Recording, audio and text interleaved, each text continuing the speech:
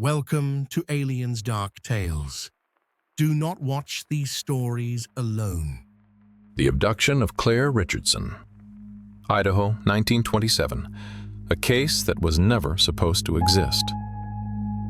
In the spring of 1927, the countryside of Idaho was a place untouched by modern fear. No satellites watched the sky, no radar traced what moved above the clouds. No shared language existed for things that did not belong. Night was truly dark. Silence was complete. And when something appeared in the sky, there was no framework to understand it. This is the story of Claire Richardson, a 19-year-old farm girl, and one of the earliest documented human encounters with beings later known as the Greys. Not the first, but among the most disturbing, because Claire didn't just come back changed. Something came back with her. Claire Richardson lived on a modest homestead near the edge of the Camas Prairie. Miles of open land stretched in every direction, broken only by fencing, grazing cattle, and routine. There was no electricity in the house, no telephone. When the sun went down, oil lamps ruled the night. Claire was known as quiet, practical, grounded. She helped her father with the cattle. Her mother kept the home. Life moved according to seasons, not clocks. On the night of May 14th, 1927, nothing was supposed to happen. The sky was clear, the air was still. No storms, no warnings. Claire went to bed early. That moment was the last normal moment of her life. Claire later said she woke up without opening her eyes. Her body felt heavy, unresponsive, as if sleep itself had turned solid. She sensed light, not the warm flicker of an oil lamp, something sharper, brighter. When she finally opened her eyes, the bedroom walls were gone. She was standing barefoot in the field behind her home. The grass did not move. The insects were silent. Even the wind had stopped breathing. Above her hovered an object that defied comparison. Not a balloon, not an airplane. Smooth, metallic, seamless, and completely silent. A pale column of light descended. Claire felt herself lift from the ground. No pulling, no struggle. Only the sudden understanding that gravity had released her. Inside the light stood three figures, short, thin-limbed, with oversized heads. Their skin was pale, almost gray.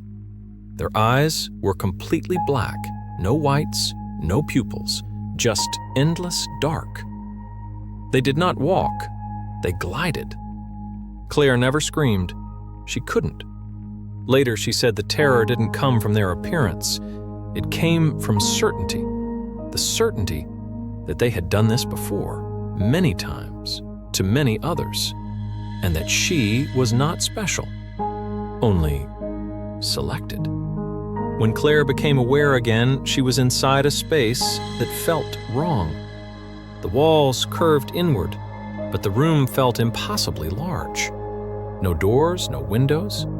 The air was sterile, emotionless. Her clothes were gone. She lay on a surface that subtly adjusted beneath her body. The Greys surrounded her. They did not touch her with hands. Instruments emerged directly from the walls, long, thin, humming softly. Claire tried to pray, but the words vanished.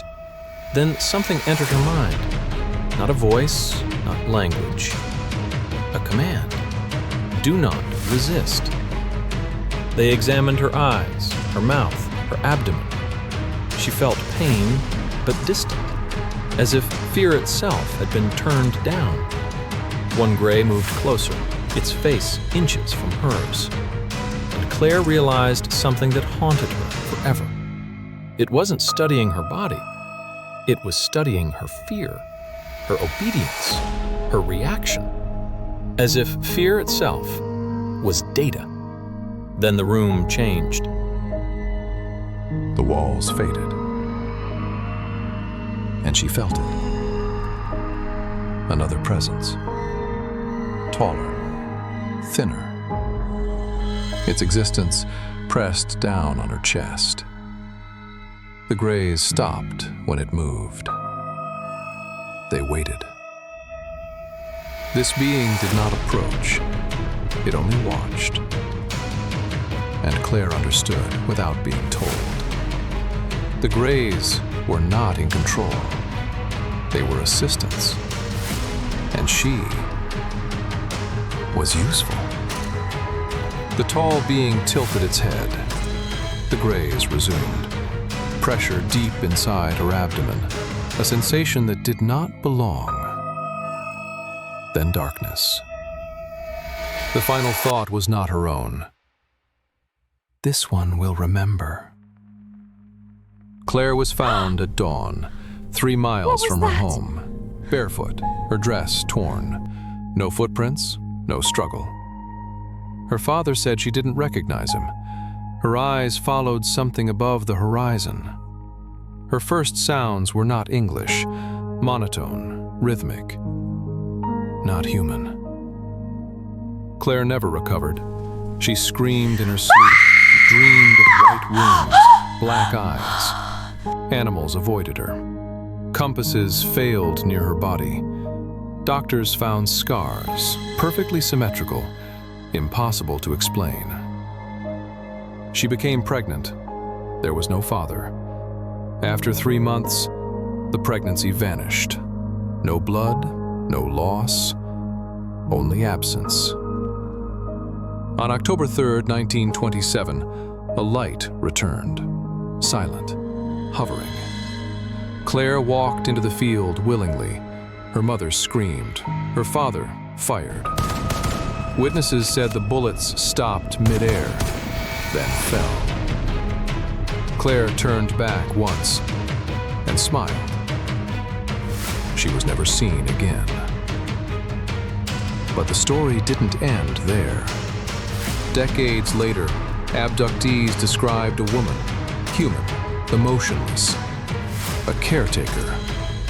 She used one name, Claire. Investigators reached a conclusion too disturbing to publish. The Greys didn't just take Claire. They copied her, or took something from her.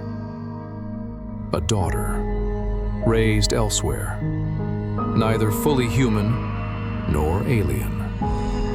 A continuation. The case was buried, no records, no headlines.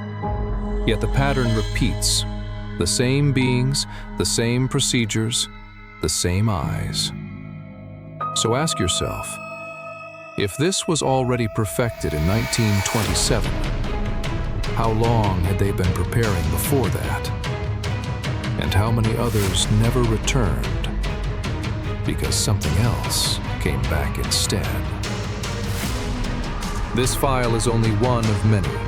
Subscribe to Aliens Dark Tales, because some stories were never meant to be forgotten, and some are still happening.